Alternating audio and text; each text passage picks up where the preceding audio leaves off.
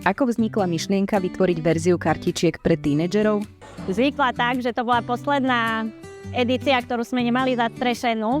Asi preto, že sme sa aj najviac báli, lebo je to veľmi taký tenký ľad a chceli sme to urobiť fakt, že kvalitne, nie prvoplánovo, bez stereotypov, bez nejakých zahambovaní alebo takýchto vecí, ktoré sa tradujú o tej generácii a možno aj preto, že to bolo také veľké sústo a chceli sme to uchopiť naozaj tak kvalitne, tak nám to trvalo aj tak dlho.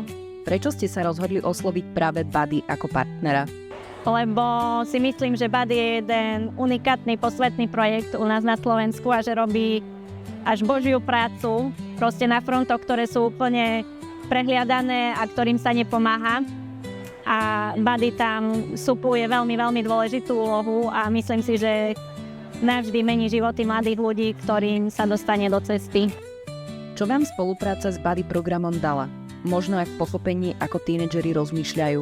Určite aj to, pretože ich otázky, ktoré pripravovali do našej hry, doplnili ten môj pohľad, ktorý ja som si myslela, že chceme priniesť a oni ho rozšírili, doplnili, možno v niektorých aspektoch išli do väčších detailov, hej, že to je, že aj vďaka nim je tá hra teraz oveľa bohatšia.